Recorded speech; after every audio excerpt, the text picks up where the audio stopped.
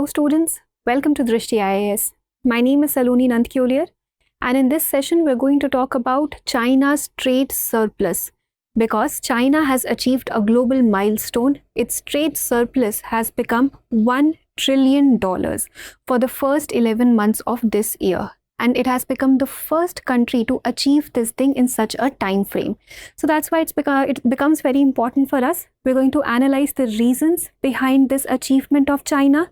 Then we're also going to analyze if it is really an achievement or there are some underlying challenges and the implications this can have on India and the world.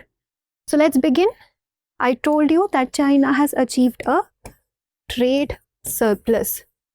What do we mean by trade surplus? We mean that the exports were more than the imports. China exported more than it imported, and it achieved a trade surplus of $1 trillion.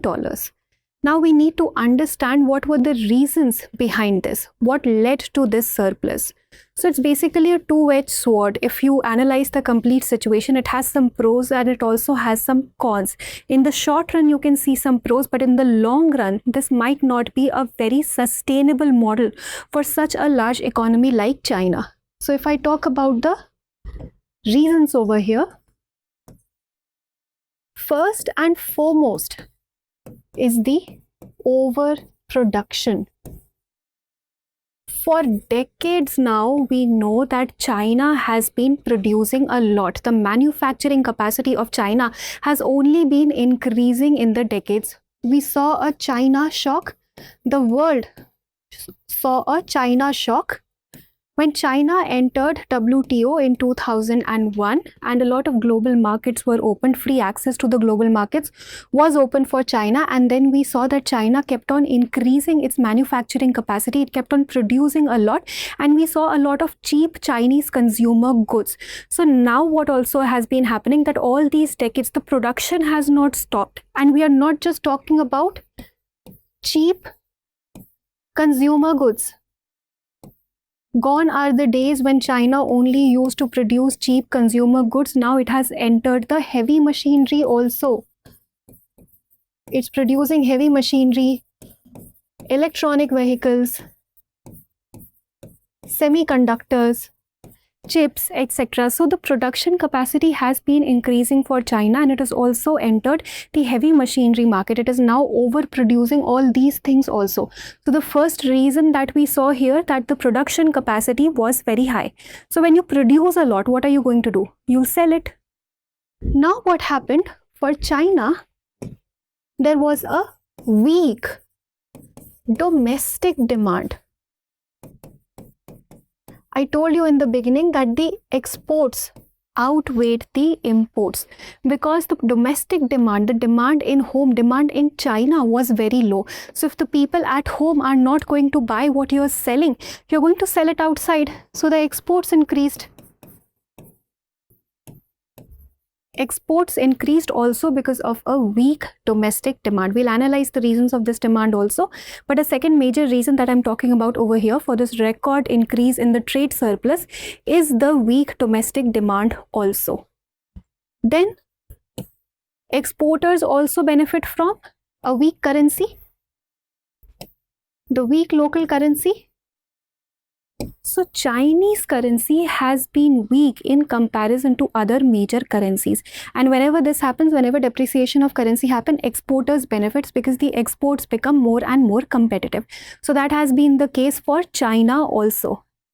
And you know that US had placed tariff on China goods, but even after that China could maintain a trade surplus because China diversified its options. It started looking for more markets, particularly in the global south, and it benefited from that. So it produced a lot. There was a weak domestic demand, so it exported a lot. The currency was also weak, and then it also had a strong diversification in the global south. The global south markets also gave it a warm welcome. So these were some reasons because of which the trade surplus could be achieved. But is this really a good thing? It is not exactly a very sustainable model in the long run, because what do you see over here? A weak domestic demand. So let us analyze the underlying challenges over here. This trade surplus has largely been achieved by exports, and relying only on exports to run the economy of a country is not a very sustainable model for a very large economy. You cannot only rely on exports, there has to be domestic demand also, and we are seeing a weak domestic demand because China is experiencing something that's called involution. Involution. Now, what is involution? This actually is a situation. So I told you that China is overproducing. The manufacturing capacity is high. Now, what is happening within China? All these companies, all these domestic companies, they are competing against each other. They're producing a lot and they're competing against each other to keep the prices low. So all these companies are keeping their prices deliberately low. They're wanting to reach a position where their price is the lowest so that their goods can be more competitive. So the domestic companies, they have reached a problem of involution over here. They're producing a lot and then they are also keeping the prices very low, and they're producing not because the demand is very high. They are producing just to make their things more and more competitive, the goods more competitive, so that they can go out and sell that in the global market. And this is giving rise to deflation. Cheap goods outside can be a good thing. They can make the exports competitive, but in the home country, it is going to give rise to deflation. The prices are going to be very, very low. And when the deflation happens, then all the people, they basically kind of delay their spending because they are in an anticipation that the prices are going to fall even further. They know the trend. People analyze the trend. They know that these companies, they are producing a lot and they are going to keep their prices low. They're going to keep fighting for keeping the prices low because they have to make their goods competitive. So the people, the consumers in home, they try to delay their spending so that when the next time these products, the prices fall even more, they're going to spend at that time. This is also one of the reasons that keeps the domestic demand weak. Because people are delaying their spending, there is a consistent pattern of deflation that the economy is facing. That is why it is not a very sustainable model, because if this happens, it's kind of like a deadlock. If this happens, the domestic demand is always going to be weak, and then the economy is always going to be heavily relied on exports only. And the problem with exports, relying only with exports, is that if you realize basically all the countries across the globe, including India, we are wanting to do what? We are wanting to diversify our options. We are wanting to reduce our over-reliance on China, because China right now is heading the market in a lot of things. It has kind of a monopoly when it comes to critical minerals, rare earth minerals also, the processing of all these minerals. So everybody, all the countries, they're basically trying to reduce this over-dependence on China so that any disruption in the global supply chain does not negatively impact their economy. So when all these countries, they start working towards self-reliance, their dependence on imports is going to decrease. And when this happens, then an economy that is largely driven only by exports, that is going to suffer, because the global demand is going to go down. People or countries, they are now producing domestically also, and they're also diversifying their options. They are not over-relied on China. So China needs to be very cautious in this situation. It is in getting a trade surplus, that is good. But it should not only be driven by exports. There should also be a strong domestic demand in the home as well, which is not the case right now with China. So this is one major thing. But there can be many negative implications also. Firstly, whenever there's overproduction and the goods are cheap and there's no domestic demand, it is going to lead to dumping. dumping of goods at very, very low prices. It is going to lead to dumping of goods, and the economies worldwide are kind of facing this situation when it comes to Chinese goods, because it is leading to dumping of goods, and people will naturally be inclined towards buying goods that have lower prices, and Chinese goods have very, very low prices. They are following this dumping strategy. So this is a negative implication for India and the world. And the world can also see something like a second China shock. I told you the first China shock was observed when China entered WTO in 2001.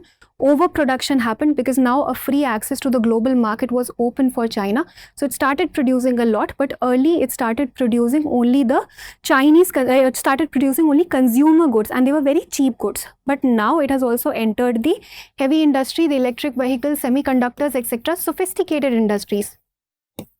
So the world can also witness a second China shock, because the demand for all these things is very high. The world is wanting to move towards a greener energy, a clean energy option. So if China keeps on overproducing these things, naturally maybe the countries along the world will be inclined towards buying these things if they are available at cheaper prices. So this can also lead to a situation that is a second China shock. So again, the answer to this problem will also be to be self-reliant. That the countries need to be self-reliant. They need to have the technology to be able to produce all these things on their own. They should be investing more in their research and development, and at the same time they should also be diversifying their options, which we are already doing at the moment, but we need to do it more so that the overdependence of one country is not there. So this is the whole situation for China at the moment. It has definitely achieved a trade surplus, but it might not be a very sustainable option in the long run. It needs to work on its domestic demand also. But that was all for this video. We tried to analyze the complete situation, and we also tried to understand the implications that this could have on India and the world. I hope you understood everything that we discussed over here. Now let us look at a practice question for prelims. With reference to the recent rise in China's record trade surplus, consider the following statements. 1. A large trade surplus may lead China to dump excess industrial goods in foreign markets, which can adversely affect India's domestic manufacturing sector. 2. Weak domestic demand in China is one of the major reasons behind its rising trade surplus. 3. India's trade deficit with China has been declining continuously over the last 5 years. Which of the statements given above is or are correct? A. 1 and 2 only, B. 2 and 3 only, C. 1 and 3 only, or D. 1, 2 and 3. Please attempt this question, think a little, and provide your answers in the comment section. Thank you for watching. For more informative content, like, share and subscribe, and do not forget to press the bell icon to get the notifications.